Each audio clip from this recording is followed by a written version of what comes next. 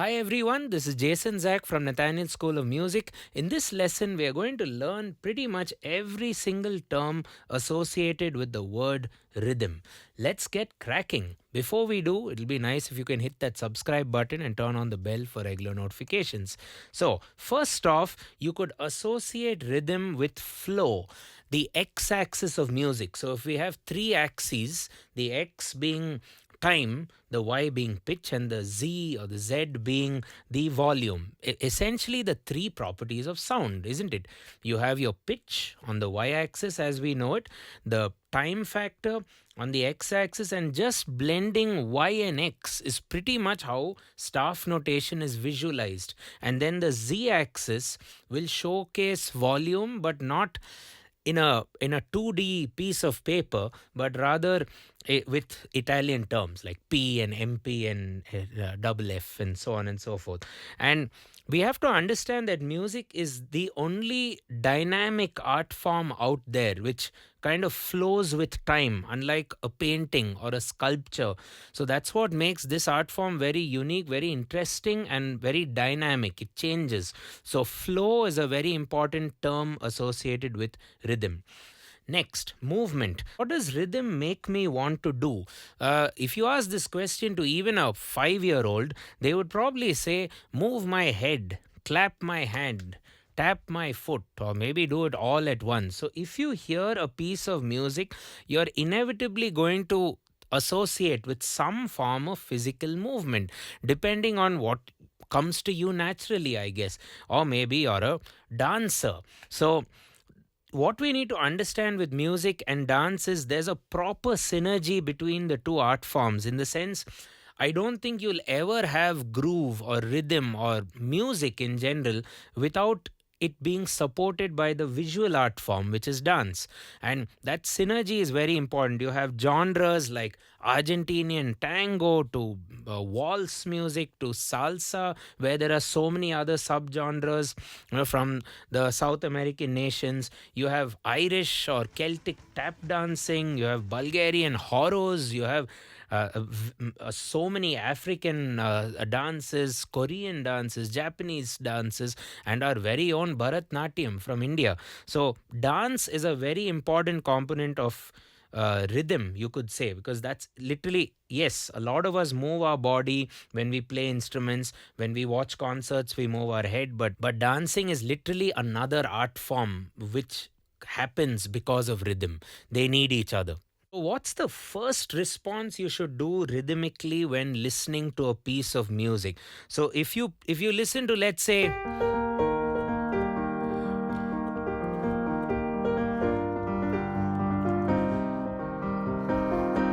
if you look at my head, and if you try to do something, I hope you're doing something like this.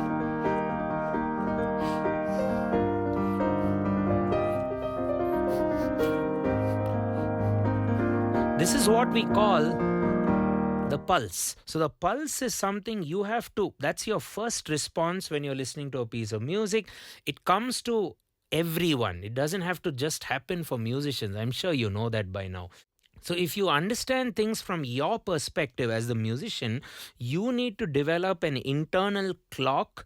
And when you play music for your audience, you have to move your body yourself. You have to move your head. You have to tap your foot. Because if you are not able to do that while you play, then how do you guarantee that the audience is going to dance to your tunes, so to speak, right? Even during a rubato style music, like a free flowing, non tempo kind of music, you still would need to feel the pulse. There's some kind of motion associated with music being a dynamic art form.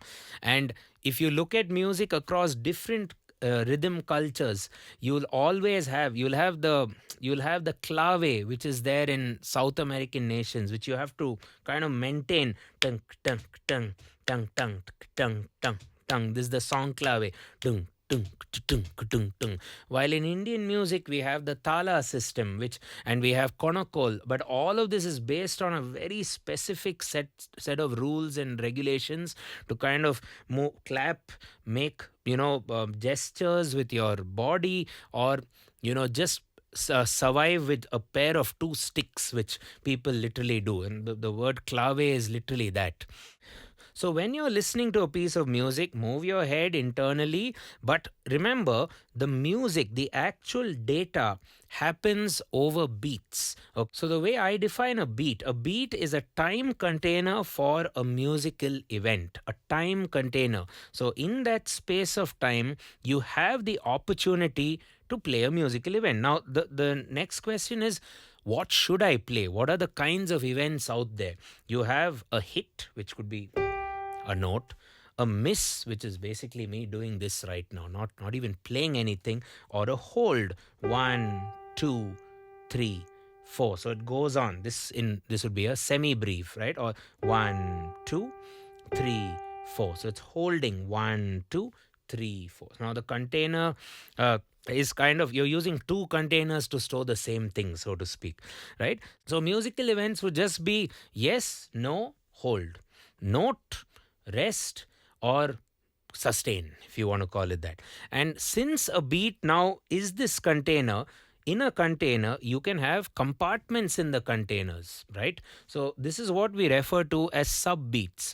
So, the subdivisions, usually speaking, would be, let's say you have a container which you picked up from a store, you divide it into two, and you probably decide to store pepper and salt or whatever you need to.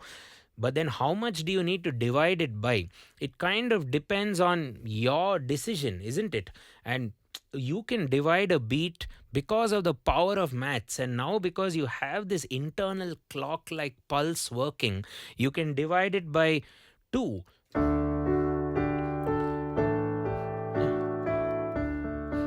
3 and 4 and 1 and 2 and 3 and 4 and or 1 2 3 4 1 2 3 4 1 ta taki ta taki ta taki ta taki ta taki ta taki ta tak. So I'm dividing by 3.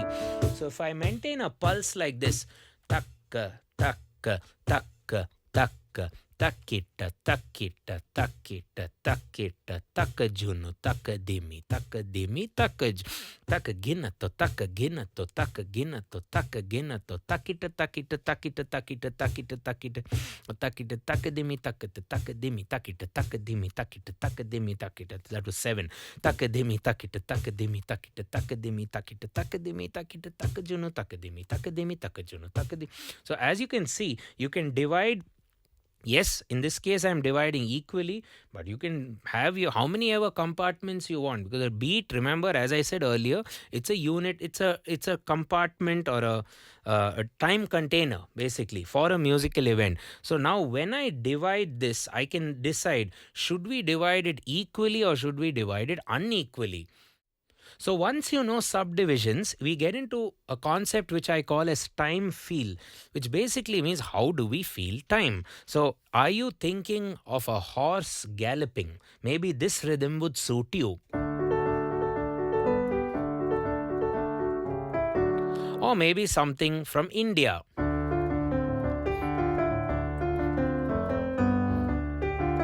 Or something salsa.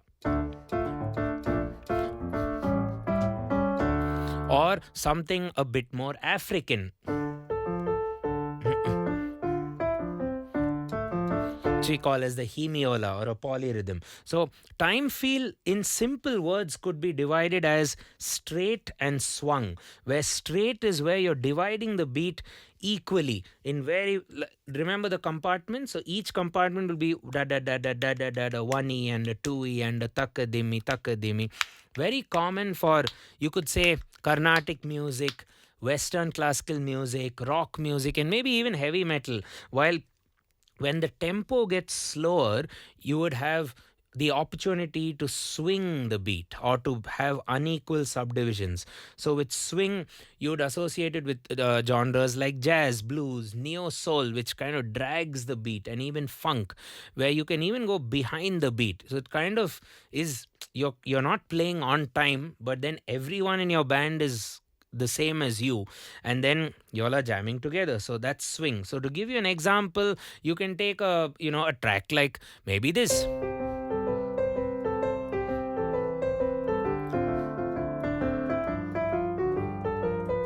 right? And if you actually straighten it like a hairstylist would,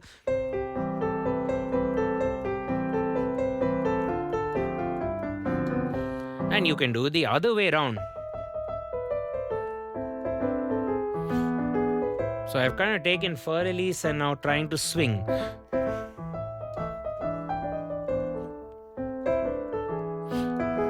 So you can swing anything which is straight or straighten anything that is swung.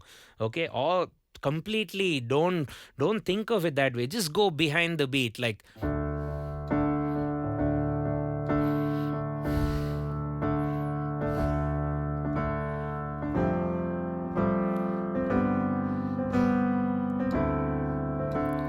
So you have all these percentages of swing as well, which you could follow or just feel it. Just go with your bandmates who are jamming with you, right? Or go with your bandmates that you are jamming along with. So that brings me to tempo or pace, which is basically the speed of the beat, or if your head is moving in a certain way to the pulse organically or naturally, the speed of your head movement is called the tempo. So one, two, how fast is this? Well, you could measure it with a metronome using beats per minute, BPM as we call it. That's how also our heartbeats are measured. Or back in the day, and even now, you can have these generic Italian terms which I use like largo, lento, allegro, moderato, presto, fast, or prestissimo, super fast. And you don't have to kind of stick with it. You just have to be consistent when you play on a specific tempo. So for the most part, if your song is on a tempo 120 beats per minute, let's say, where the speed of each beat is working at the rate of, well, one beat every 500 milliseconds, right? You just have to kind of keep that going throughout the song. Okay, and the pulse has to be consistent. There has to always be a regularity while you play, because if you do not have that consistency to your music, you can't really get other people to move while you perform. So either you have to move or your music has to be on tempo to get them to latch on to you. Neither will, even your bandmates might not be able to follow. So you can't do things like have a sip of coffee and then do, right? Otherwise, you have to tell the whole audience to have a sip of coffee and then play along. Okay, so now coming to little bit more technical stuff, we have what we call as a bar or a measure. So you could argue that most humans are kind of lazy. We don't want to go all the way and say 1, 2, 3, 4, 5, 6, 7, 8, 9, 10, 11, 12, 13, 14. Man, that's getting boring and confusing. So what we need to now do is create a cyclic effect, as life is in general: night, day, sleep, wake up, work, play, etc. So you basically set a cycle, number of beats in a bar or a measure. So that would be 1, 2, 3, 4, 1, 2, 3, 4, and you kind of cycle that, or 1, 2, 3, 1, 2, 3, 1, 2, 3, 1, 2, 3, 1, 2, 3, 4, 5, 1, 2, 3, 4, 5. And this is not dependent on the way you play your music. So for instance, this is not 1, 2, 3, 4, 1, 2, 3, 4. Wrong. It's 1, 2, 3, 4, 5, 1, 2, 3, 4, 5, 1, 2, 3, 4, 5, 1, and so on. And similarly, 2, 3, 1, 2, 3, 1, 2.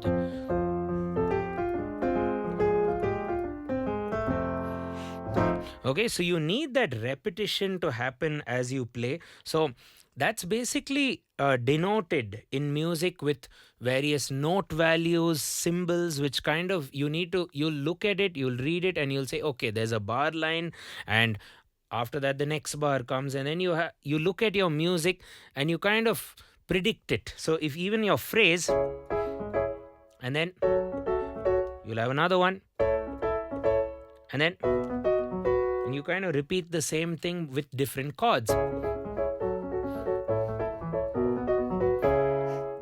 And when you're focusing on a repetitive phrase, it's important to be creative. So multiply the beat, play longer than the actual beat, as well as divide the beat. And there are different kinds of notes also associated with rhythm, apart from the usual ones: whole note, half note, crotchet, quarter note, and then the quaver, semiquaver. You can also have dotted notes. What is a dotted note? A dotted note takes any of the available symbols.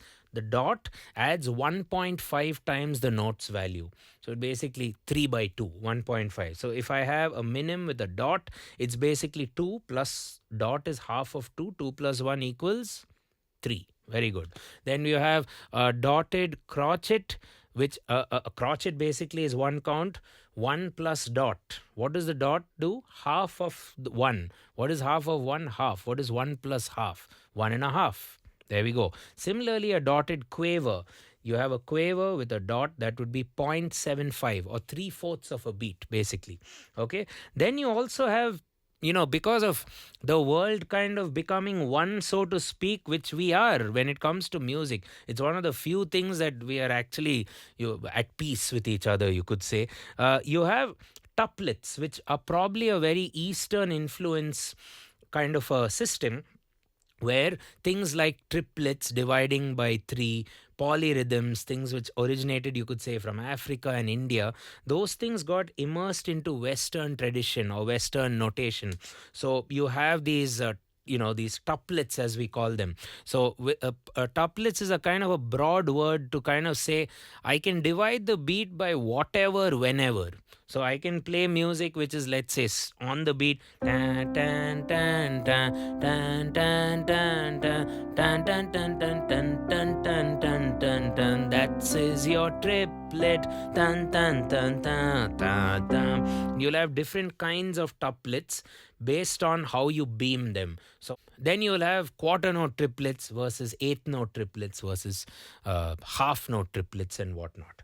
Okay, then we also have a concept called tied notes. Tied notes, what it will allow us to do is it allows us to extend, let's say, a note which is at the end of a bar into the next bar. Now you can't go and draw the note again, otherwise that would be a hit. So we put this tie basically, that symbol, and you can have an example like this: 1 2 3 4 1 1 3 4 1 2 3 4 1. So you're leaving out that 1 in the next bar.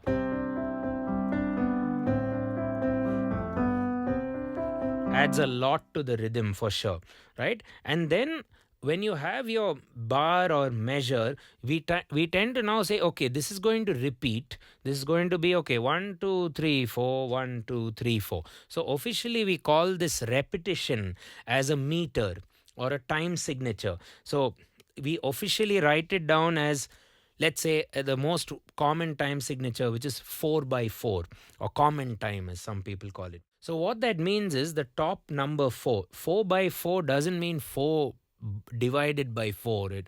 There's no relation with the top number and the bottom number, just so you know. So the top number, or the numerator, if you want to call it that, will be basically the number of beats in each measure, or the number of beats in each bar, which we looked at earlier. While the bottom number is more from the point of view of notation and our head movement. How is our head moving to the music?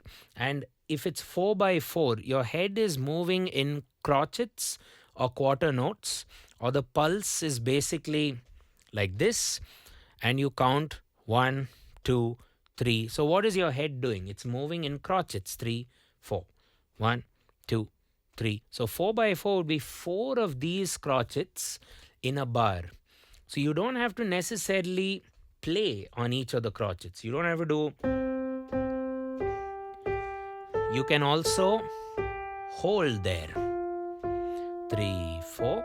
But the value of each bar is equal to 4 crotchets. You kind of say everything should equal to 4. Think of it as a maths problem.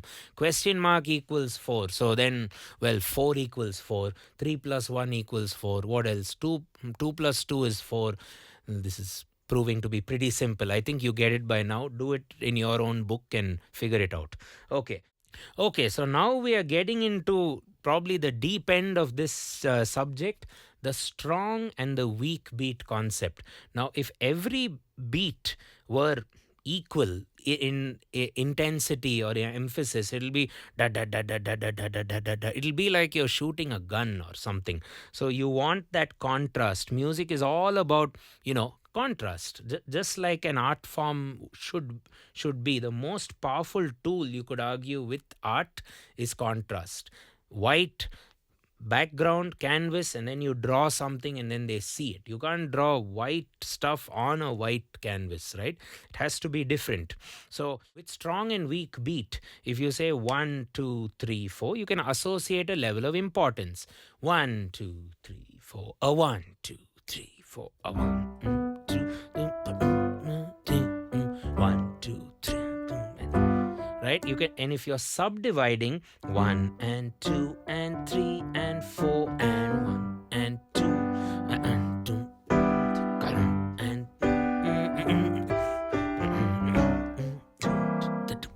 and that's how you have a drum groove in the first place. You have a snare drum at those emphasis points, like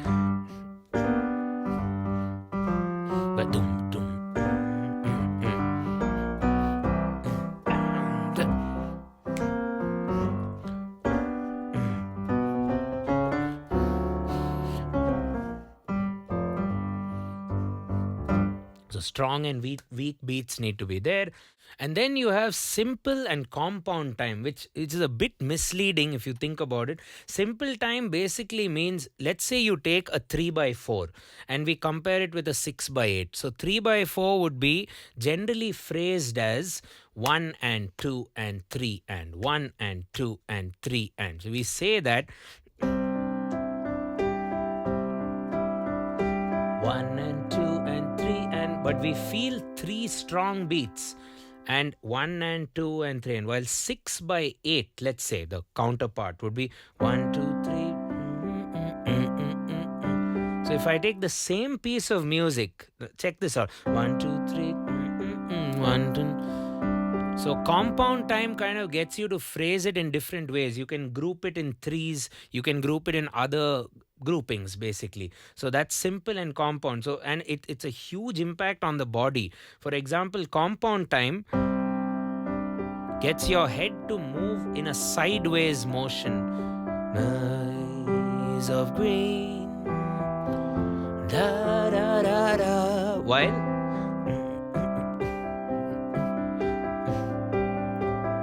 3/4 gets you to kind of move your head this way. I may be wrong, but I may be right also. Let me know in the comments. Okay, so we've looked at bar, then we looked at time signature or measure. What is a cycle? We use this word quite often. So cycle is not an official music notation word. Rather, it's basically, think of it as a sentence, number of words in a sentence, or even disregard number of words. It's just what we consider as a sentence, or what we say as a musical phrase. So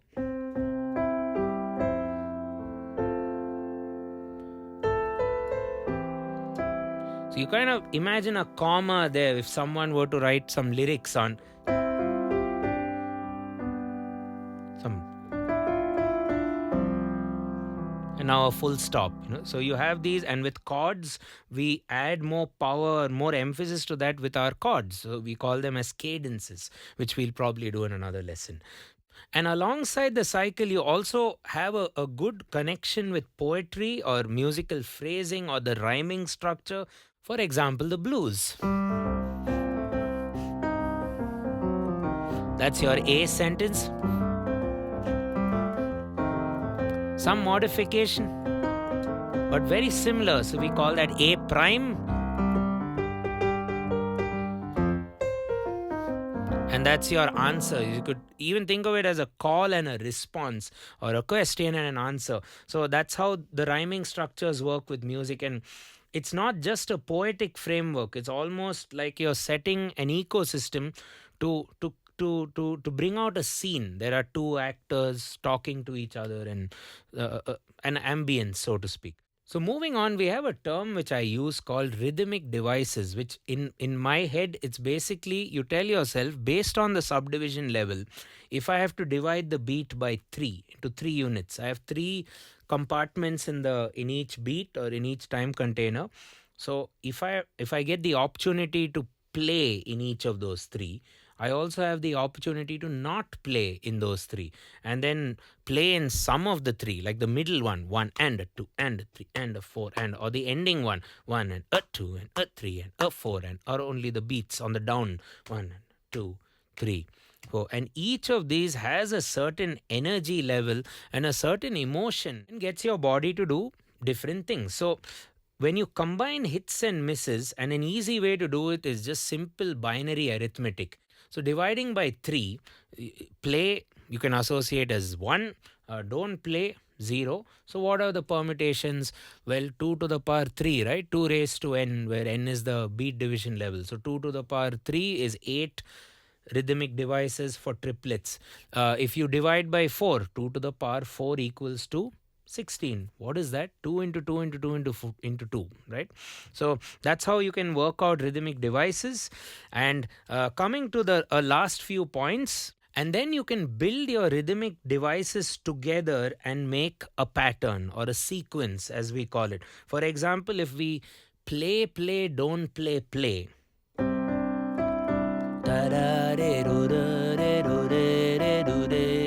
This is starting to sound a bit monotonous. Tick, tick, X, tick. What if we couple that with play, don't play, play, don't play?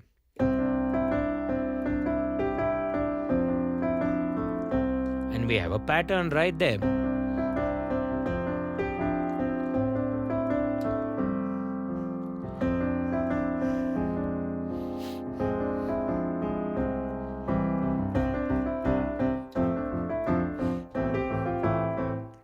Now, what if you have a bigger phrase, and let's say you have maybe 11 musical notes which you want to put together? First of all, if you just say 1, 2, 3, 4, 5, 6, 7, 8, 9, 10, 11, 1, 2, 3, it'll sound quite confusing even for you, the composer. So because of this, we have the concept of accents, where you break a bigger phrase down into smaller bits and pieces. Let's say you have 11 as a number. So you can say 3 plus 4 plus 4 equals to 11, correct? You can use some konakol. You can say takita takadimi takadimi takita takadimi takajunu takadimi takad. And now you groove it. Now you feel a certain pattern.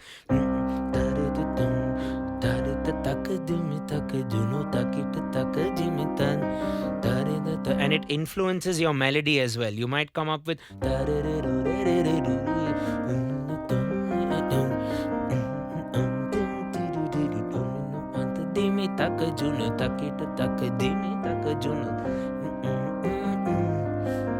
you can literally come up with music instantly just by thinking of what we call as accents. And even with 4x4, you can make it interesting, like 1E and a 2E and a 3E and a 4E and a 1E and a 2E.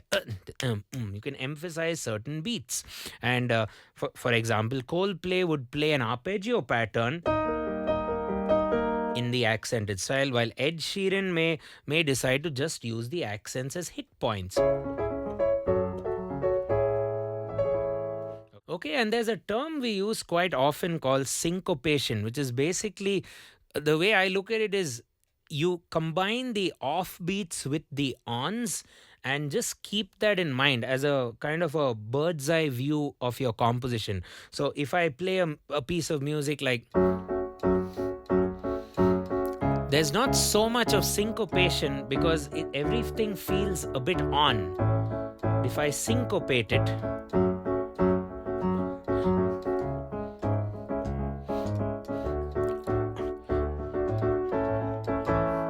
it automatically accesses those offbeats and it kind of automatically gets you to dance, And syncopation goes into more advanced concepts of music like polyrhythms and the like, which I'll get into later. Okay. Last couple of things. Modulation, basically going from regular time to, let's say, double time or half time. So if you have, let's say you have a verse and chorus which kind of needs to be separated by groove, not just melody and harmony. So verse could be,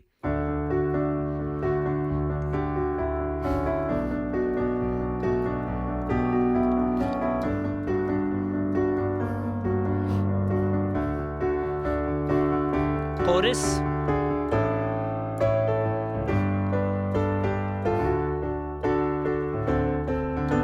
you see what I did there? Or if you imagine a drum kit, would be like your double time, but it's the same tempo, but just different time. Again, feelings of time or perceptions of time based on the accents or the impact you're giving. And lastly, and that brings me to the word groove, which we use very often. I like that groove. What a groovy drummer, or what a groovy band, and so on. So, in my opinion, if I have to ever put a definition to it, which may actually be a wrong thing to do, it would basically be making music that has a steady pulse, or that gives out a steady pulse, as well as combines all the accents, the syncopation, and the rhythmic devices that I covered earlier. It's a mixture, it's a dish basically, and that dish is the groove. So the dish needs the staple diet always, which is the pulse. So don't get into too much of advanced stuff until you can get people to at least, clap their hands, or move their body to the pulse. Okay, then we have a word which is used quite often. I also use it quite often, called riff. So a riff is again a kind of a rhythmic framework, or a way of perceiving music where you use rhythm as the main pillar, but you add melody and harmony into the picture, into the framework, so to speak. So if I take So if I have a groove like that, and if I did not subdivide it, it would be. It's okay, but when we had so much more division, so much more rhythmic opportunities, I can place things in different containers. So, versus.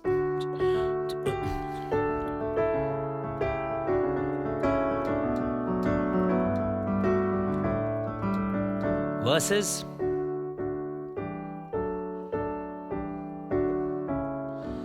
There's nothing wrong with the original version. I'm just saying rhythm can kind of make it more groovy, as we keep saying. So a riff is generally a low-end melody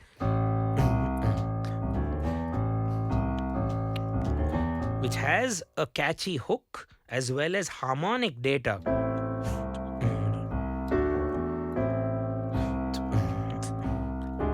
And rhythmic data. So a riff kind of has everything encompassed into itself, so to speak. Okay, so examples could be maybe Beat It by Michael Jackson, and a lot of Michael Jackson songs.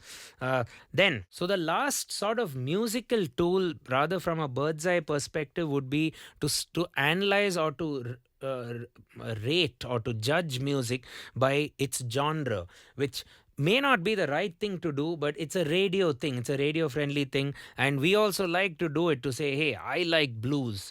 I'm a blues fan, or I'm a rock and roll lover, or whatever it might be. So you have to understand that most genres might be just built because of pop culture, or just some culture in general. But the actual, what you could call as roots genres, are actually rhythmically inclined. So you call it blues versus rock and roll because of the tempo, because of whether it swings or doesn't swing. You could have literally the same chord progression. Versus. And one would be, like an Elvis Presley song, while the other would be a regular, Sweet Home Chicago, traditional blues kind of song. And it's the same with the sub-variants of the salsa music, or Afro-Cuban music, as we call it. Everything is actually, you call it bossa nova because of that rhythm pattern used in bossa nova, or this is a montuno, or some form of salsa basically. Reggae has a certain vibe where we miss some beats, and the beats which we miss at those points is what makes it reggae, and then we swing. So genres are literally made because of the rhythm. Progressive rock, progressive metal, odd time signatures. Because of that, we use those words, progressive. and so on, right? So this was just a rundown of most of the rhythmic terms out there, or hopefully all of them. And if you feel there are any more, let me know in the comments and let's discuss that in another one. Are there, we've done 30 in this one. I hope there are not too many more, because we have to study this itself. So head over to our channel. We have a lot of playlists, especially those on rhythm, groove, syncopation, odd time signatures, well, the basics absolutely from ground zero if you'd like. For that, however, you might want to head over to nathanielschool.com, reach out to one of our course advisors, and probably look at a video course or an actual class in our studio or online virtually or whatever, right? So thanks a ton for watching this lesson, and if you liked it, do consider hitting that subscribe button and turn on the bell for regular notifications. You can also support us on our Patreon page, which all the links are in the description. Thanks a ton. Cheers.